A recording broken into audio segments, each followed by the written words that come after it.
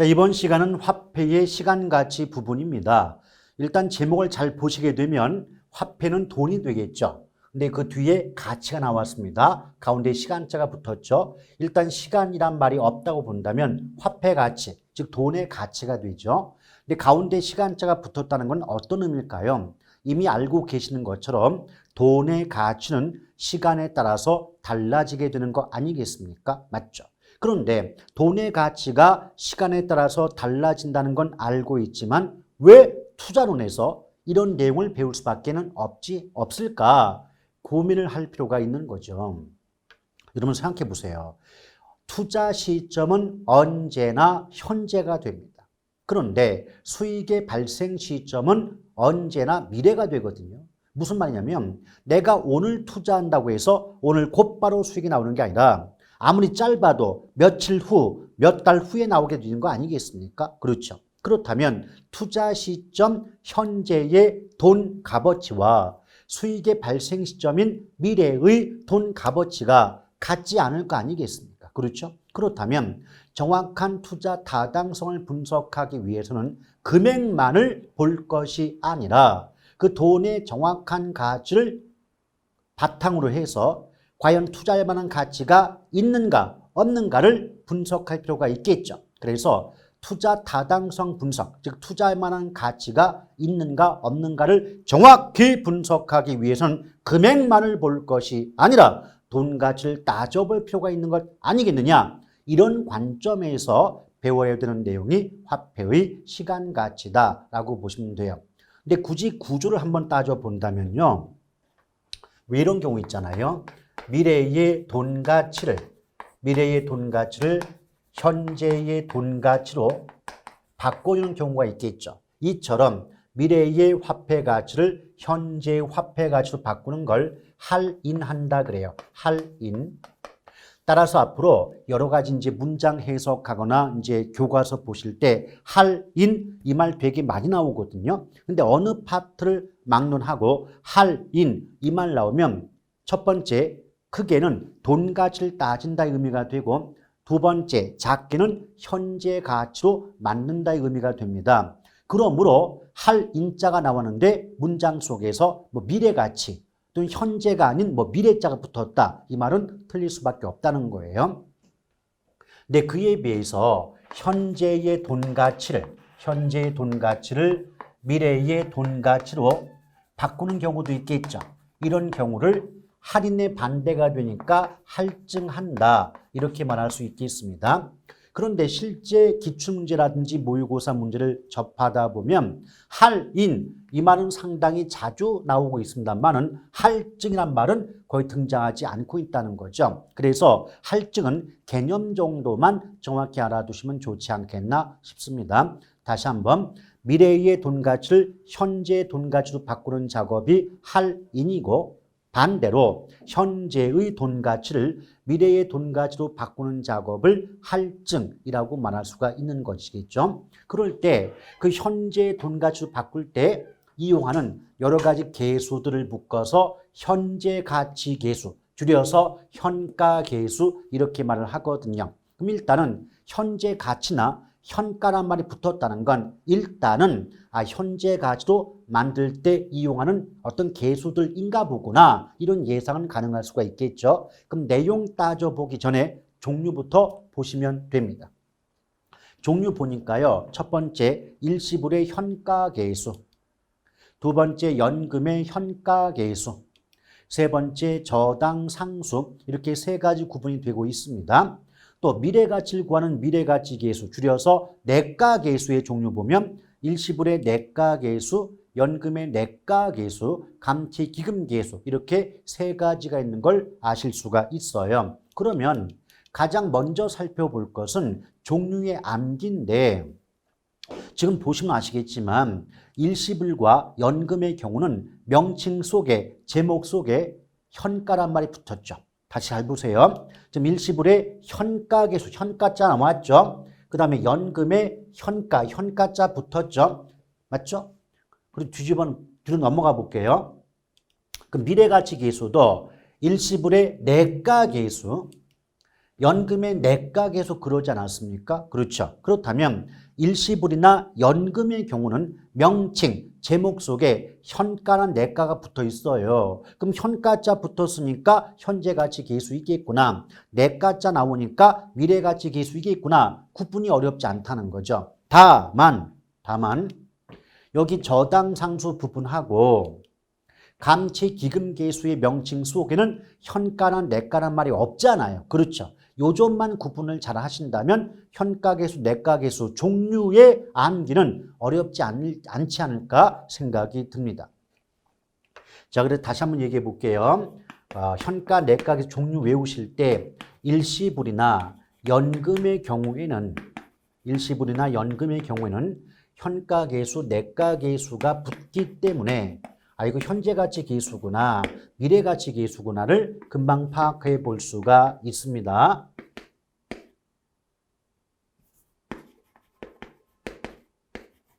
자, 그에 비해서 지금 저당상수와 감채기금계수는 명칭 속에는 현가, 내가란 말이 없잖아요. 요것만 구분이 되신다면 종류를 외우는 자체는 어렵지 않게 되는 것이겠죠. 그럴 때 암기법이 뭐냐면 암기법이 현저감내예요. 자, 현저감내입니다. 현저감내. 이게 뭐냐면 여기 부분은 현재가치 계수 부분이고 요 뒤쪽은 미래가치 계수거든요. 그럴 때 현저가 뭘까요?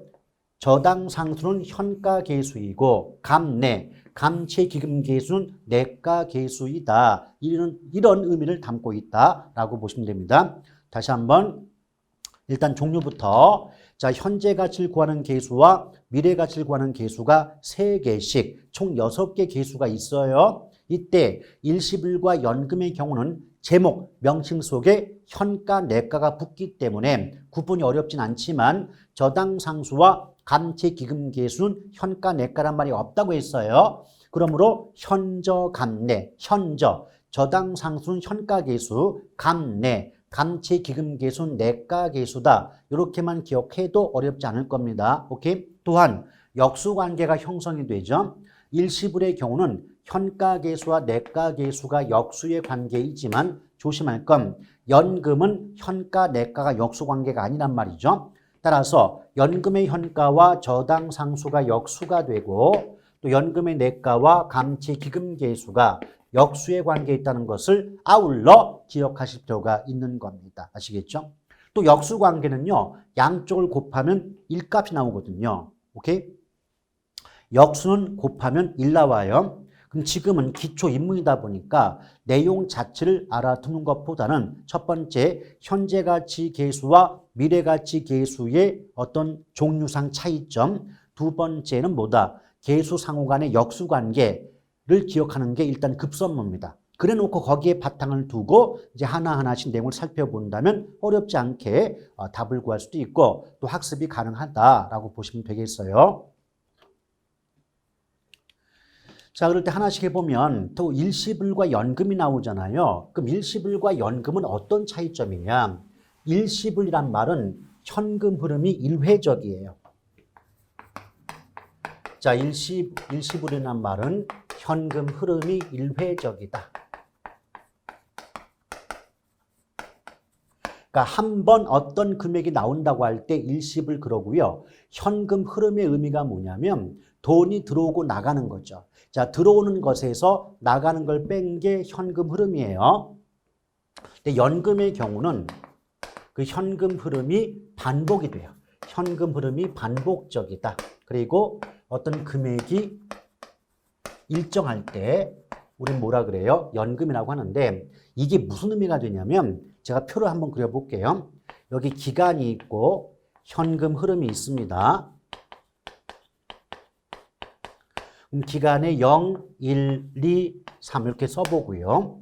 또 현금 흐름에 0의 앞에 이제 100원, 이제 여러분 금액 앞에 마이너스가 붙었다는 건 내 주머니에서 돈이 나간다는 거예요. 지출을 의미하는 거예요. 그런데 기간에서 0이란 말은 투자 시점 현재입니다. 투자 시점.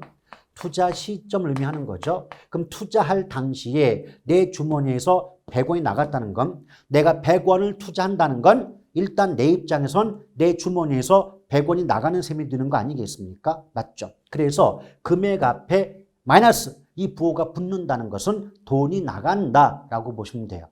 따라서 뒤집어 생각한다면 금액 앞에 마이너스가 없다. 그 말은 돈이 들어온다의 의미가 될 거예요. 근데 1년 후에 뭐 30, 2년 후에 30, 3년 후에 30의 현금 흐름이 예상이 된다. 이 말이 뭐냐면 매 기간마다 이때는 1년마다인데 1년마다를 매기라고 하죠. 매기마다의 현금 흐름이 일정하죠. 같은 값이 나오죠. 그리고 한 번으로 끝나는 게 아니라 계속 반복되어 등장하고 있지 않습니까? 이런 경우를 연금이라고 해요. 연금. 오케이? 그런데 일시불이 뭐냐면 예컨대 똑같이 100원을 투자하는데 1년 후에 뭐 10원, 2년 후에 20원, 3년 후에 30원 이렇게 나온다면 일단 매 기간에 현금 흐름이 일정해요? 일정하지 않아요? 일정하지 않죠. 값이 같지 않죠. 이럴 때 뭐라 그래요? 일시불 그래요. 그래서 정 어려우신 분들, 연금과 일시불의 개념 구분이 어려우신 분들은요. 표 같은 걸 보셨을 때 매 기간 동안, 그러니까 1년마다 이런 의미가 되겠죠. 매 기의 현금 흐름이 반복이 되고 일정한 금액이 계속 지속이 된다면 연금이에요. 그런데 그 현금 흐름이 한 번으로 끝난다거나 즉 일회적이거나 아니면 매 기의 현금 흐름이 같지 않다, 일정하지 않다는 값이 나오게 되면 그때는 연금이다, 일시불이다. 일시불이다 라고 보시면 돼요. 그러니까 쉽게 더 할게요. 쉽게. 매 기간마다 들어오는 값이 똑같다. 연금. 매 기간마다 들어오는 값이 달라진다. 일시불. 이렇게 개념상 차이를 이해해 주시면 되겠네요. 근데 여기 보면 일시불의 현가 계수는 N년 후 1원을 R%의 할인율로 할인했을 때 현재 가치를 말한다. 이게 뭐냐면 예컨대 보험하시는 분이 여러분 찾아와서 보험 설명을 하시면서 선생님 이 보험에 가입하시면 3년 후 1억을 탈 수가 있습니다. 라고 설명했대요. 그럼 일단 끊어볼게요. 그럼 3년 후 1억은 후가 붙었죠. 후라고 하는 것은 시점상 현재입니까? 미래입니까? 당연히 미래가 되겠죠. 따라서 이때 1억은 3년 후라는 미래의 가치에 해당이 된다. 미래의 돈이다 라고 보시면 되겠습니다. 근데 이럴 때 궁금한 거예요. 3년 후 1억이 지금 따지면 얼마의 값어치가 있을까? 얼마쯤 될까? 궁금할 수가 있지 않겠습니까? 이처럼 일정 기간 후 N년 후 1원 이때 N년 후 1원이란 말은 1원이란 말은 실제 금액이 1원의 의미가 아니라 상징적인 숫자입니다. 그러니까 1,000원이건 10,000원이건 100만원이건 1,000만원이건 1억이건 관계가 없다는 거예요. 아시겠죠? 그래서 일정 기간 후에 어떤 금액을 벌써 할인한다는 건 무슨 가치로 만든다? 현재 가치로 만든다 의미가 되겠죠. 그 자체가 바로 현가계수를 의미한다라고 보시면 됩니다. 자, 이거 이렇게 구하는 게 일시불의 현가계수죠. 그러니까 쉽게 말하면 3년 후 1억인데 이걸 무슨 가치로? 현재 가치로 만들었을 때 얼마쯤 될까? 값을 구하는 게 일시불의 현가계수다라고 보시면 돼요. 이에 비해서 연금의 현가계수 나오는데요. 연금자 나왔죠. 연금이니까 제가 조금 아까 뭐라 그랬어요? 매 기간에 우리말로 매년마다의 현금 흐름이 어떤 값이 일정할 때 같은 값이 반복되어 나올 때 뭐라 그랬어요? 연금이라고 했어요. 연금. 그래서 그것을 이제 문장으로 만들면 매년 1원씩 벌써 매년 1원씩이니까 해마다 1원씩 똑같은 금액을 탈 수 있다는 거예요. 그럼 매 기간에 현금 흐름이 일정하다는 의미가 되니까 이 자체로 이미 뭐다? 연금을 의미하는 거죠. 그런데 나는 1원씩 탈 수 있는데 이걸 매년 타지 않고 일시불로 환원. 일시불로 환원은 뭐냐면 목돈으로 한꺼번에 타고 싶다. 이럴 때 적용하는 계수가 연금의 현가계수다라고 보시면 돼요. 이게 뭐냐면 예컨대 여기 곰돌이가 있어요. 자, 곰돌이가 매년마다 100만 원씩을 탈 수가 있대요. 근데 100만 원씩 5년을 탈 수가 있다면 자, 1년, 2년, 3년, 4년, 5년 나오겠죠. 이럴 때 매년 100만 원씩을 탈 수 있지만 매년마다 타지 않고 이걸 현재 가치, 지금의 가치로 만들어서 일시금으로 목돈으로 타고자 할 때 그 목돈이 얼마쯤 되니 이 값을 구하는 계수가 연금의 현가 계수입니다. 이렇게 보시면 돼요. 1년 후에 100만 원이 지금으로 따지면 얼마쯤 될까? 2년 후에 100만 원을 지금의 가치로 따지면 얼마쯤 될까? 또 다 구해놓고 5년 후에 100만 원이 지금의 가치를 따지면 얼마쯤 될까? 이 값을 모두 구해서 합해 줌으로써 현재 목돈으로 일시불로 탈 수 있는 금액을 구할 수 있는 계수가 바로 뭐다? 연금의 현가 계수다라고 보시면 되는 거예요. 또한 연금의 현가 계수는 잔금 및 잔금비를 계산에 이용이 되는데 뭐 잔금을 다른 말로 잔액이라고도 하겠죠. 맞죠? 그러면 잔액이건 잔금이건 이 말이 나왔다면 일단은 의심하세요. 이 공식 속에 이 문장 속에 연금의 현가 계수가 들어가겠구나 이런 예측하시고 의심해 보셔야 되는 겁니다. 아시겠죠? 그래서 잔금별 나왔고요. 잔금을 보면 분모, 분자 모두의 연금의 현가 계수가 나오잖아요. 근데 차이점이 뭐죠? 분모는 전체 기간이고 분자는 남은 기간이다. 이게 무슨 말이냐면 만약에 만기가 30년이에요. 만기. 대출 만기가 30년인데 5년 후에 잔금비를 구하고 싶은 거예요. 5년 후.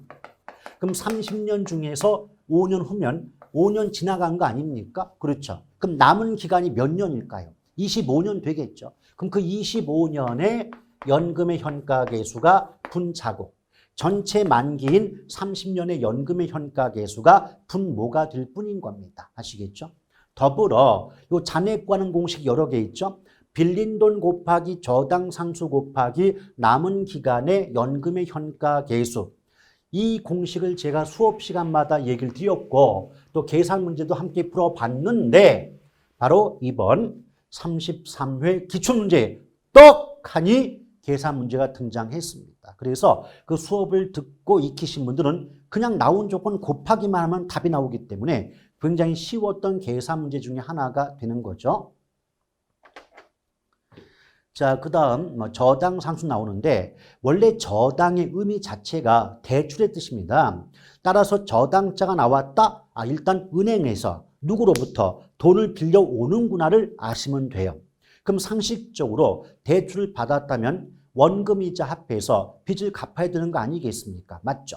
그래서 문장 속에서 뭐 대출을 받았다, 또 빚을 갚는다, 또 원금이자 합해서 빚 갚는 금액, 즉 원리금 상환액을 구한다 이런 식의 말이 나오면 지체 없이 저당 상수를 정답으로 삼아주시면 되는 겁니다. 아시겠죠? 자, 그래서 저당 상수 관련하여 원리금 균등이 아닌 예컨대 뭐 원금 균등 또는 뭐 최정식 상환 다른 상환 방식이 나오게 되면 무조건 그 문장은 성립할 수 없다는 점을 유념할 필요가 있는 겁니다. 아시겠죠? 지금 제가 그 기침한 부분은 다 적어 놓으셨죠? 네. 예, 곧 NG. 요것도 지금 계속 이제 잘라내는 거죠. 예. 자, 이렇게 보시면 자, 이렇게 보시면 되는 겁니다. 다시 한번 정리해 볼게요. 저당 상수 간단합니다. 공식 같은 거 외우려하지 마시고요. 세 가지만 기억합니다. 첫째, 원리금 균등. 절대 원금 균등하면 틀려요. 둘째, 뭔가 대출 받았다, 빚을 갚는다, 상환한다 이런 말 나오거나 원리금 상환액을 구한다 이런 식의 말 나오면 무조건 정답 뭐라고요? 저당 상수가 되는 거예요. 그에 비해서 이제 미래가치 구하는 계수의 일시불의 내가 계수 보면 현재 1원을 R%이자율로 예금했을 때 N년 후에 원리금 그랬거든요. 이게 문장 만들어 볼게요. 여기 있네요.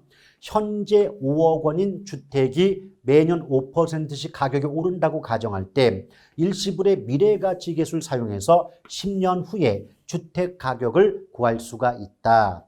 그럼 이 문장 속에서 핵심은 양괄식이에요. 맨 앞과 맨 끝에 포인트가 있어요. 여기 보시면 금액 5억 앞에 매년자가 없죠. 그러면 금액 앞에 매년이란 말이 안 붙었다는 건 이건 해마다 5억씩 똑같은 금액이 반복되는 게 아니고 5억이 한 번에 끝나는 거예요. 일회적이다, 반복적이다. 일회적이죠. 제가 조금 아까 연금과 일시불 개념 얘기를 드리면서 연금은 어떤 금액이 일정하고 그 일정한 금액이 반복되어 나올 때 연금이다. 그에 비해서 일시불은 매기의 현금 흐름 금액이 일정하지 않거나 일회적이다 그러지 않았습니까? 맞죠? 그럼 현재 5억, 그 5억의 금액이 매년마다 일정한 5억씩 반복되는 게 아니라 한 번 5억으로 끝나지 않습니까? 그럼 지속적이다, 반복적이다, 일회적이다, 일회적이다. 그럼 현금 흐름이 일회적일 때는 연금이에요, 일시불이에요? 일시불이죠. 그 다음에 중간의 값은요, 필요가 없는 거예요, 사실상. 맨 마지막에 보면 10년 후 그랬잖아요. 그러면 앞에 10년이든 만년이든 10만 년이든 간에 후 이 말이 붙었다는 건 현재입니까? 미래입니까? 현재겠죠. 그럼 내가 알고 싶은 게 후니까 미래입니다. 죄송합니다. 후니까 미래예요. 그러면 미래겠죠. 그럼 내가 알고 싶은 게 미래야, 미래. 그럼 미래 가치를 알고 싶으니까 미래 가치 계수, 줄여서 내가 계수잖아요. 맞죠? 그럼 보세요. 금액 찾으세요. 금액 찾았는데 앞에 매년자가 안 붙었다. 그 말은 5억이라는 금액이 한 번으로 끝나는 거지 계속 반복되는 게 아니겠죠. 그럼 계속 반복적이지 않고 일회적이니까 연금이다, 일시불이다, 일시불이다. 그리고 마지막에 내가 알고 싶은 건 10년 후의 값어치 알고 싶은 거죠. 알고 싶은 게 후, 미래니까 현가계수다, 내가계수다. 내가계수, 미래가치, 계수가 되겠죠. 그렇게 하시면 돼요. 그래서 기초인문이다 보니까 하나하나 차근차근 뜻을 알아가야 되겠지만 나중에 어느 정도 공부가 되시잖아요. 그러면 척 보면 압니다가 되죠. 어떻게? 자, 맨 앞에 금액 나왔잖아요. 근데 금액 앞에 매년자가 붙었어요. 그럼 얘는 한 번이 아니라 계속 반복되겠구나. 연금이구나. 또 마지막을 보니까 현재 얼마냐고 물어봤어요. 그럼 내가 알고 싶은 게 현재니까 현가계수겠구나. 근데 마지막에 몇 년 후가 나왔습니다. 그럼 내가 알고 싶은 게 몇 년 후 미래가 되니까 내가계수겠구나. 이 요령만 터득하시면요. 굳이 어렵고 복잡한 문장 하나도 외우지 않아도 문제 보자마자, 문장 보자마자 이 말 마저 틀려가 보여요.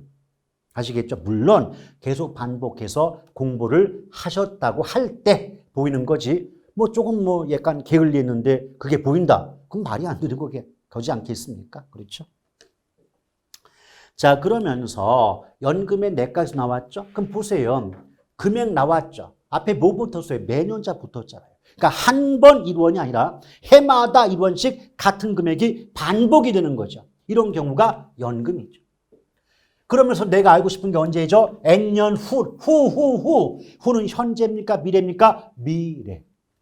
그러니까 금액 앞에 매년자 붙었다. 한 번으로 끝나는 게 아니고 매년 반복되겠구나. 연금이겠구나. 또 알고 싶은 게 N년 후 나왔으니까 미래겠구나. 그럼 합치면 연금의 미래가치 계수. 이걸 금방 이해할 수가 있는 거예요, 여러분.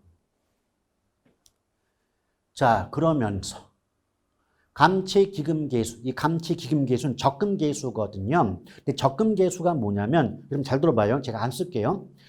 뭔가 필기하고 쓰는 거는 이 기본 수업 때 넉넉하게 시간 갖고 제가 해드릴게요. 걱정하지 마시고. 어차피 지금 기초인문이니까 지금 그 말의 뜻이 뭐냐는 걸 자꾸 들어보셔야 되는 겁니다. 아시겠죠? 일단 감채기금계수를 적금계수 그래요. 그럼 적금계수하고 왜 하느냐?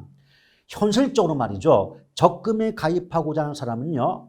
내가 3년 후건 5년 후건 미래에 만기가 됐을 때 타는 금액은 알고 들어가요. 그런데 매기, 불이백이 얼마인지 모른다는 거죠. 쉽게 말하면 자, 곰돌이가 있어요. 곰돌이가 하나은행을 찾아가서 창구 직원에게 이렇게 말합니다. 저 아가씨가요. 3년 만기 2천만 원짜리 적금에 가입하고 싶어요. 그럼 제가 다달이 매달마다 얼마씩 불입해야 돼요? 이렇게 물어본다는 거죠. 그럼 이때 하나은행 직원 이런 말을 쓰겠죠. 선생님, 매 다달이 50만 원씩 3년을 불입하면 원금 총액이 1,800이 되고 지금의 금리를 적용하면 이자가 200이 붙어서 세금 내기 전에 수령액이 2천만 원이 될 수가 있기 때문에 다달이 매달마다 50만 원씩 불입하면 돼요! 라는 값을 구하는 게 감채기금계수예요. 그럼 여러분 생각해 봐요. 저 감채기금계수는요.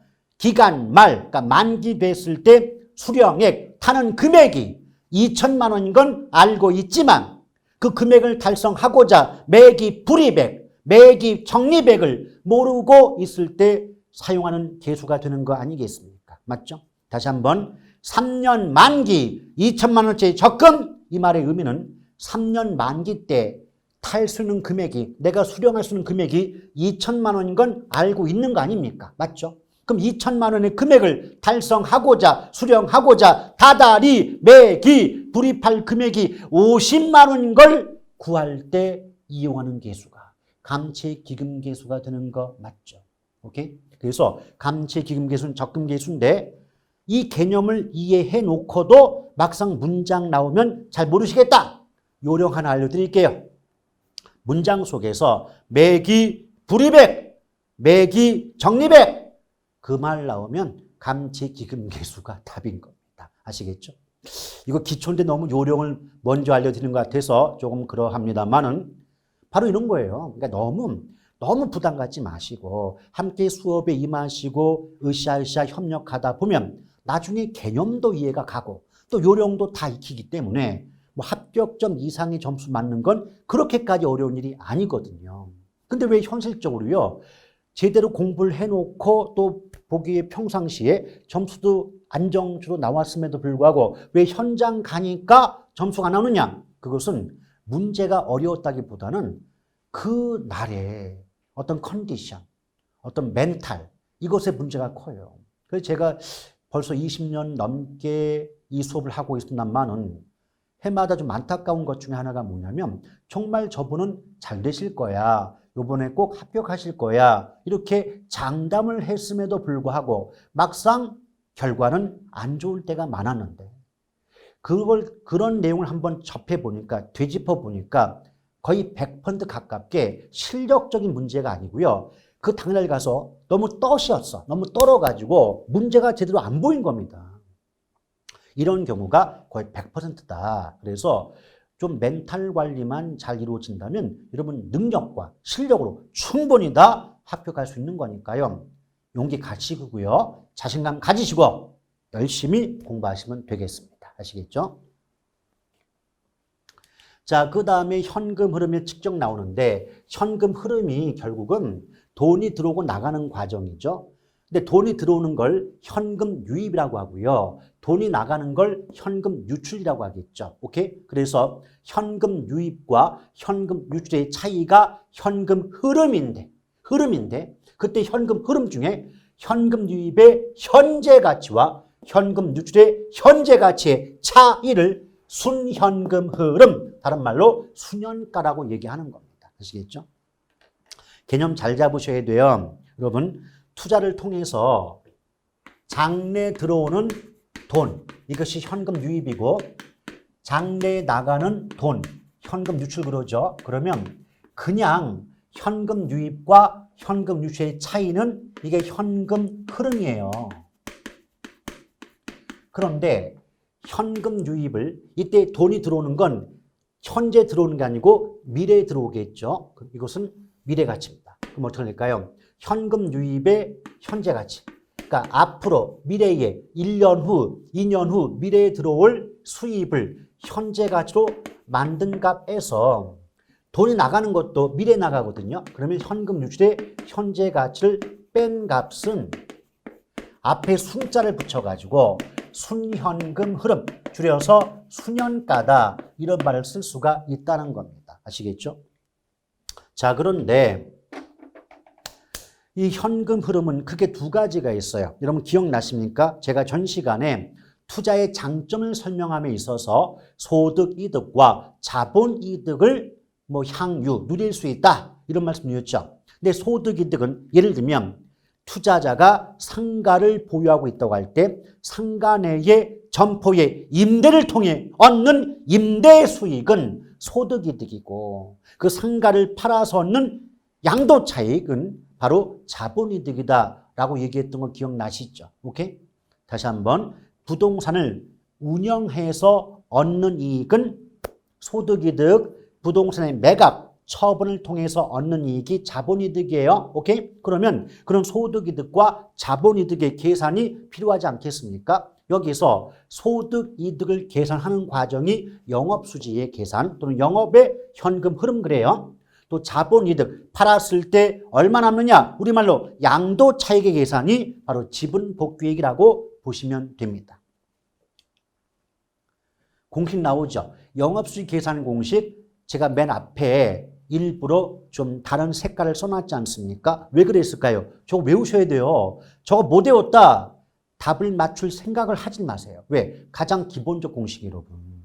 저기 맨 앞글자 따면 가공기후 영순부 세전세 세후가 되겠죠. 자, 가공기후 영순부 세전세 세후 그렇게 외워두시길 바랍니다. 그럼 여러분은 이 공식을 보시면서 귀로 제 말씀을 한번 들어보세요. 일단 가능총소득은 다른 말로 잠재총소득이라고 하거든요. 이것은 이론적인 수익이에요.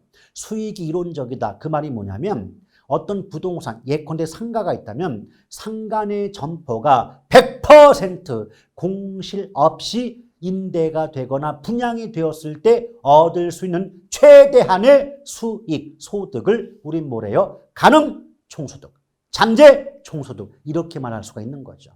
근데 현실적으로 모든 점포가 분양 임대되는 경우가 드무니까 뭔가 비어있는 점포가 있겠죠. 그럼 비어있는 점포로부터는 임대 수입이 들어오지 않겠죠. 이걸 빼는 게 공실 및 불량부채입니다.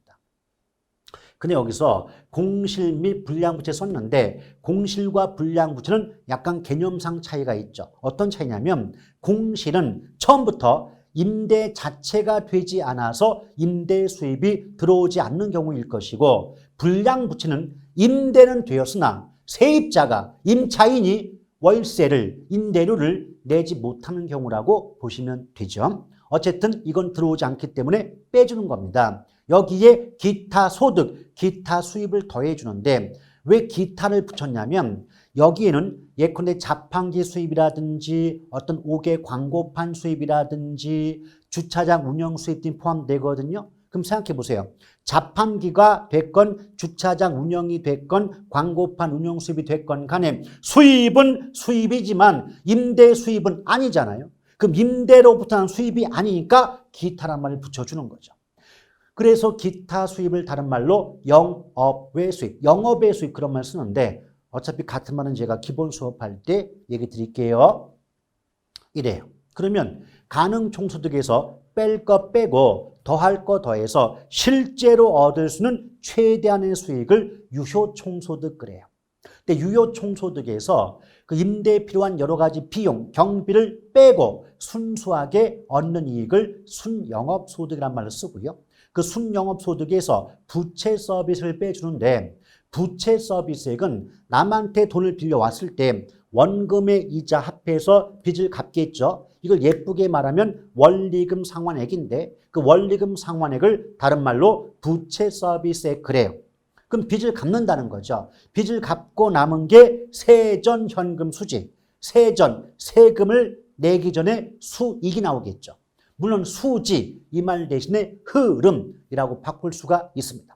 따라서 세전 현금 수지와 세전 현금 흐름은 같은 뜻이라고 보시면 되고요.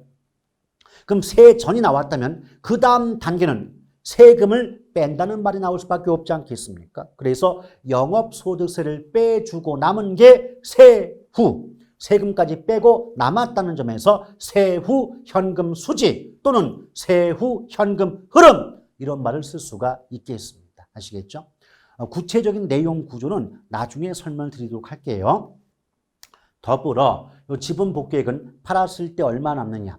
자, 매도 가격. 너 그 물건 얼마 받고 팔았니? 매도 경비. 금물건 팔 때 비용 얼마 들었어? 그럼 팔아넘긴 금액에서 비용 빼면 순수하게 팔아넘긴 금액이 나오겠죠. 이게 순매도액이 되지 않겠습니까? 그럼 순매도액에서 아직까지 갚지 못한 남은 빚이 남아있다면 남은 빚 갚으라는 거죠. 그럼 세전이 나오고 그 다음 단계는 개론으로 따지면 자본이득세라고 하고 세법으로 따지면 양도소득세를 빼주는 거죠. 그럼 양도세를 빼주니까 세후 지분복귀액이 나옵니다. 물론 지분복귀액이란 말의 의미도 있긴 하죠. 근데 그 의미까지는 지금 얘기 안 할 거고 제가 나중에 기본이론 수업 들어가면서 지분복귀액 의미도 여러분께 알려드릴 테니까 조금만 참아주시길 바라겠습니다.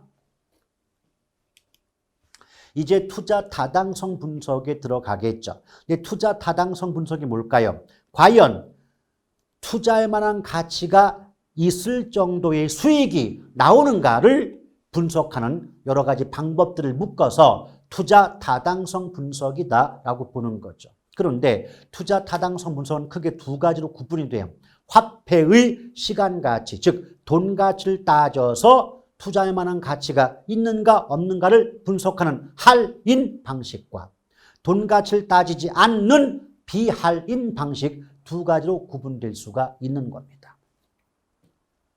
일단 여기서 할인 현금 수지 분석법 나오는데 이것도 제가 제목 한번 해석해 볼게요. 이 투자론의 용어는요. 그 용어에 담겨진 뜻을 해석하면 내용까지 와닿게 돼요. 지금 제목 자체가 할인 현금이죠. 할인 현금 수지 분석인데 수지 대신에 흐름자 붙여서 할인 현금 흐름 분석이라고 해도 전혀 상관이 없어요. 근데 이걸 해석해 보면요. 할인 현금 수지 분석이거든요. 자, 우리 아까 제가 뭐라 그랬죠? 화폐의 시간 가치 말씀드릴 때 앞으로 할인 이 말 나오면 넓게는 돈 가치를 따진다의 뜻이고 좁게는 현재 가치로 만든다의 의미라고 하지 않았습니까? 그렇죠? 따라서 할인하니까 무슨 가치로 만든다? 현재 가치로 만든다. 근데 수는 뭐죠? 들어오는 수입을 수라고 하겠죠. 지는요, 나가는 지출을 의미한다라고 보시면 돼요. 근데 우리 조금 아까 이 들어오는 수입을 예쁘게 말하면 현금 유입이라고 했고 나가는 지출은 예쁘게 말할 때 현금 유출이라고 한다 하지 않았습니까? 맞죠? 그런데 이건 어디까지나 장래의 수입과 지출이에요. 앞으로의 미래의 수입과 지출이라고요. 그런데 맨 앞에 뭐가 붙었죠? 할인자가 붙었어요. 그럼 무슨 가치로 만들어요? 그렇죠. 현재 가치로 만들어야 되겠죠.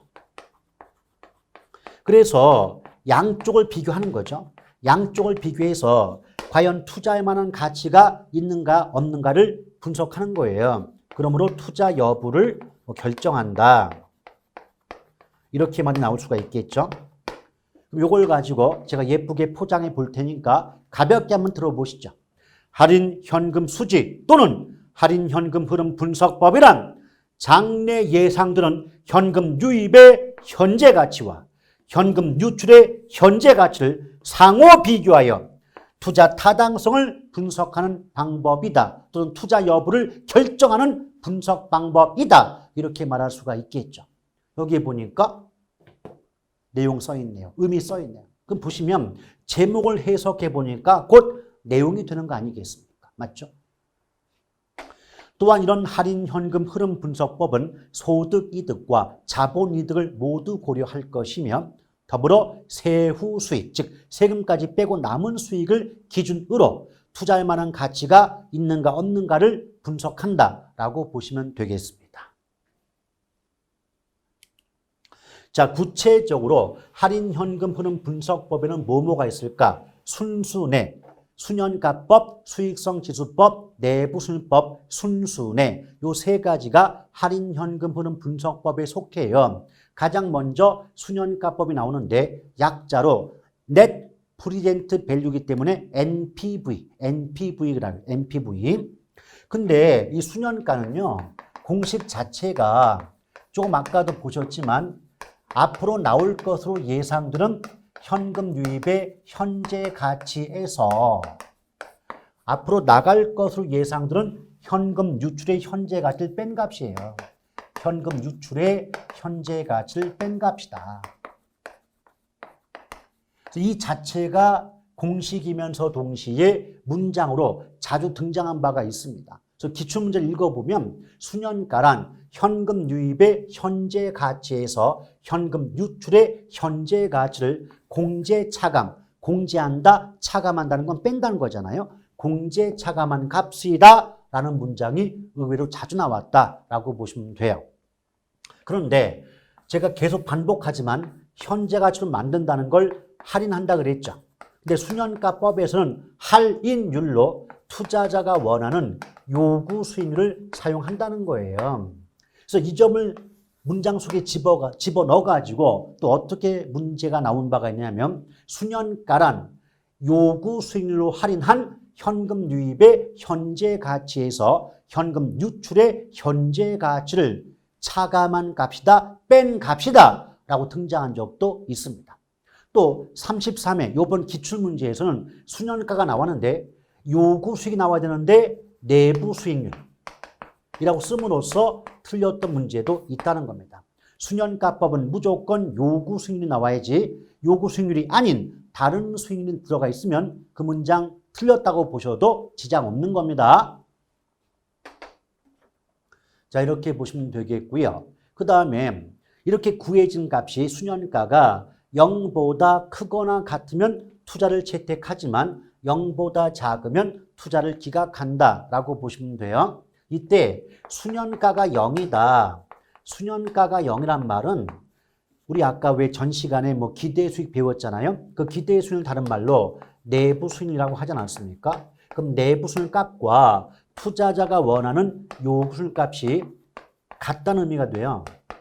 다시 말하면 수년제 가치가 0이 된다는 건 투자로부터 그 투자 대상 부동산으로부터 예상되는 수익률과 투자자 입장에서 원하는 최소한의 수익률이 같다는 의미가 되는 거죠. 그러면 투자자 입장에선 내가 원하는 만큼의 수익은 나오게 되니까 당연히 그 부동산에 투자를 하려고 하지 않겠습니까? 아시겠죠? 이 점을 기억할 필요가 있겠습니다. 어차피 나머지 내용들은요, 이제 기본이론 수업 시간 들어가면서 천천히 시간적 여유를 가지고 살펴보실 테니까 크게 걱정할 필요 없습니다. 그 다음에 내부수익법 나오죠. 자, 내부수익법은 내부 수익률이 영어로 Internal Ratio of Return이 되기 때문에 약자가 IRR이 돼요. 근데 내부 수익률의 의미가 뭐냐면 수년가를 0으로 만든 할인율이 내부 수익률이에요. 근데 조금 전에 수년가가 뭐라고 했죠? 현금 유입의 현재 가치에서 현금 유출의 현재 가치를 뺀 값이 수년가인데 이 값이 0이 되려면 양쪽이 같아야 되거든요. 다시 한번 써볼게요. 조금 아까 수년가 어떻게 구했죠? 수년가 공식이 장래 들어올 것으로 예상되는 현금 유입의 현재 가치에서 현금 유출의 현재 가치를 뺀 값이 수년가라고 하지 않았습니까? 맞죠? 그런데 이 값이 0이 된다는 건 양쪽 값이 같아야 돼요.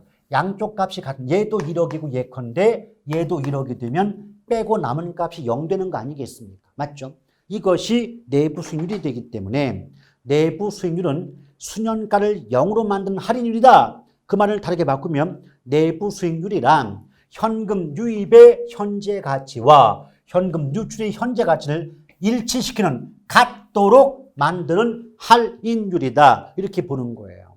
그런데 현금 유입의 현가와 현금 유출의 현가가 같아지면 이걸 뺀 값인 수년가가 0이 되니까 다른 말로 수년가를 0으로 만드는 할인율 이렇게 말할 수 있는 거죠. 또한 수년가가 0이 되면 자동적으로 수익성 지수가 1돼요. 왜냐하면 나중에 다 할 겁니다. 이 수익성 지수 공식 자체가요. 지출현가분의 수익현가예요. 뭐 수익해도 상관없습니다. 이 말이 뭐냐면 저 위에 걸로 바꿔볼게요. 지출이 돈이 나가는 거죠. 그럼 현금 유출의 현가가 분모가 되고 수입은 돈이 들어오는 거니까 현금 유입의 현가가 분자가 돼요. 그러면 지금 당장 공식을 외우려고 하지 마시고 구조만 보세요. 만약에 여기 위에 나온 것처럼 나가는 돈도 1억이고 들어오는 돈도 1억이라면 분모 분자가 같아질 거 아니에요? 그럼 분모 분자가 같은 값을 갖게 되면 몫이 1 나오는 거죠. 그럼 위아래 비교해 보세요. 자, 공식 칠판 보세요. 지금 수년가는요. 현금 유입의 현재 가치에서 현금 유출의 현재 가치를 뺀 값이니까 양쪽이 같으면 0 나오겠지만 수익성 지수는 지출로 수입을 나누기 때문에 양쪽 값이 같으면 1 나온다고요. 이건 공식의 차이 때문이에요. 다시 한번 수년가는 빼고 남은 값이 되기 때문에 양쪽의 값이 같으면 0 나오겠고 수익성 지수값은 나눠주는 값이기 때문에 분모 분자 양쪽 값이 같으면 1이 나올 수밖에 없는 구조 아니겠습니까? 맞죠? 또 나머지 것은 나중에 살펴보겠고요. 또 수익성 지수법 볼게요. 수익성 지수법은 Profitable Index라고 해서 약자가 PI인데 수익성 지수는 공식 자체만 외워두시면 돼요. 조금 전에 보신 것처럼 현금 유출의 현재 가치가 분모가 되고 현금 유입의 현재 가치가 분자가 된다. 그것만 잘 기억하셔도 어렵지 않게 정답 구하실 수 있을 거고 또 마찬가지예요. 모두 독립적 투자에 대한 상호 배타적 투자에 대한 이런 말이 나올 수도 있는데 그건 나중에 차근차근 설명하도록 할 테니까 크게 걱정할 필요는 없으실 겁니다. 다만 결론만 따져본다면 수년가는 0보다 크거나 같을 때 투자하고요. 또 내부 수익률이 요구수익보다 크거나 같을 때 투자할 것이고 또 수익성 지수는 1보다 크거나 같을 때 투자를 한다. 일단 그 정도만 기억하시면 좋지 않겠나 생각이 됩니다.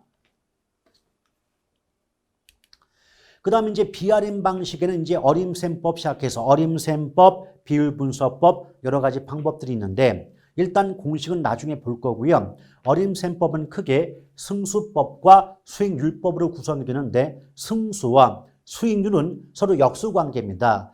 역수관계다 이 말의 의미는 뭐냐면 내용 성격도 반대이겠지만 역수기 때문에 공식상 분모 분자도 반대인 경우가 역수거든요. 하나만 맛보여 드릴게요. 여기 보면 순소득 승수와 종합자본 환원율이 역수거든요. 그럼 보세요. 순소득 승수 공식과 종합자본 환원율 공식 보면 분모 분자가 뒤집어 있죠. 지금 순소득 승수는요. 순영업소득이 분모인데 종합자본 환원율은 순영업소득이 분자로가 있지 않습니까? 맞죠? 그래서 역수관계를 기억하신다면 굳이 따로따로 공식 외우지 않고 한쪽의 공식만 외워도 분모 분자 뒤집어 놓기만 하면 반대쪽 공식 나올 수 있으니까 오히려 공식의 암기가 쉬워진다라고 보실 수 있겠고요. 또 이러면 상식적으로요. 수익률은 큰 게 좋아요, 작은 게 좋아요? 큰 게 좋겠죠? 근데 역수니까 승수값은 작은 게 좋은 겁니다. 그래서 결과가 뭐냐면 결론적으로 승수는 작을수록 수익률은 클수록 우월하다. 유리한 투자 대안이다. 이렇게 말이 나오게 됩니다. 어차피 공식의 암기라든지 내용 설명은 기본 이론 수업 시간에 해드릴 거예요. 그 다음에 이제 비율 분석법 나왔죠. 그럼 대부 비율, 부채 비율 이렇게 나오는데 대부 비율은 부동산 가치에 대한 융자 원금의 비율 이렇게 써놓으니까 뭔가 있어 보이죠. 별거 아니에요. 예컨대 여러분이 10억짜리 부동산 10억짜리 부동산 구입하고자 할 때 돈이 부족해서 은행으로부터 5억을 대출받았다면 10억은 그 부동산의 가치가 되겠고 5억은 빌려온 돈이죠. 그럼 10억분의 5억 빌려왔으니까 절반이기 때문에 이때 대부 비율은 50%가 되는 거라고 보시면 되겠고요. 이 대부 비율과 밀접한 관계에 있는 게 부채 비율이거든요. 근데 부채 비율은 내 돈에 대한 아까 우리 자기 자본이 내 돈이고 타인 자본이 남의 돈 그러지 않았습니까? 그러므로 부채 비율은 의미 자체가 내 돈에 대한 남의 돈의 비율이에요. 근데 조금 아까 10억 중에서 남한테 빚이 5억 빌려왔죠. 부채가 5억이에요. 그럼 10억 중에서 5억이 남의 돈이면 남은 5억이 내 돈 아닙니까? 다시 한번. 자, 10억짜리 부동산 구입해요. 10억에 10억. 은행에서 5억 빌려왔어요. 그럼 타인자본 5억 맞죠? 그럼 내 돈도 얼마죠? 5억이잖아요. 그러면 부채 비율은 1인데 1은 퍼센트로 바꾸면 100%가 되겠죠. 그래서 어떤 말 나오냐면 대부 비율이 50%일 때 부채 비율은 100%이다. 이런 식의 말이 나오게 되는 겁니다. 양쪽의 관계는 역시 차근차근 시간을 두면서 설명을 드려보도록 할게요.